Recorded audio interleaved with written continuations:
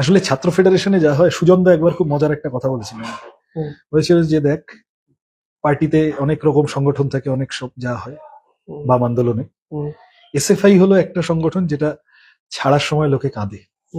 ছাত্র বয়সের ধর্ম, ছাত্র বয়সের বন্ধুত্ব, সেখানে আবেগ, সেখানে সব মিলিয়ে সেটা তো অনেক একটা মানে কি বলবো, কোমলমতি বন্ধুত্ব হয়। সেই বন্ধুত্বে খুব চাওয়া পাওয়ার ব্যাপার থাকে, রাইট, কম বয়সের বন্ধুত্বে।